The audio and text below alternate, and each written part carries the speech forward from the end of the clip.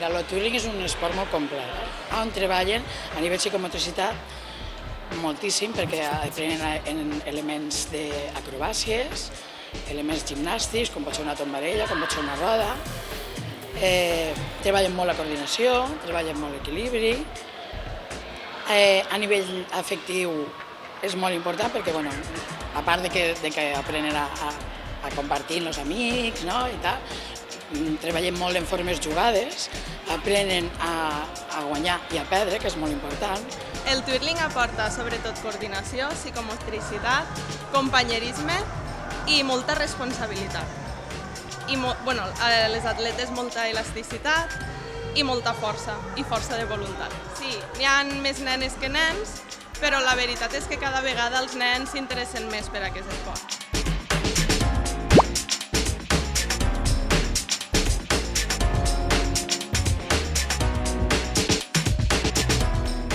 L'esport federatiu a partir de 6 anys, però nosaltres tenim la modalitat de mans lliures, que són petits, o sigui, menors de 6 anys. Llavors allí el que fem és això, iniciar-los sense cap bastó, només en la posició del cos i en els elements acrobàtics o de gimnàstica. I a partir dels 6 anys llavors ja passem el bastó i ja comencem a competir i a ensenyar els elements de twirling.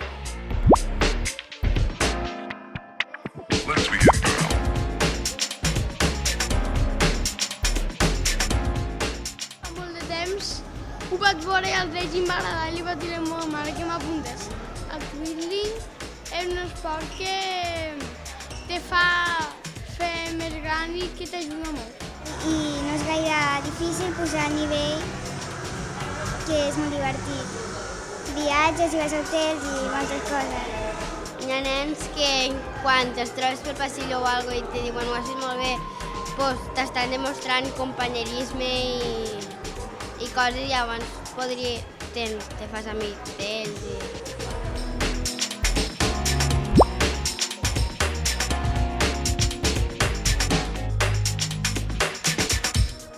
Jo des de petita faig twirling i sobretot et porta moltíssima responsabilitat, saber treballar en equip i els moments que es viuen a internacionals, a competicions, a nivell d'equip són màgics.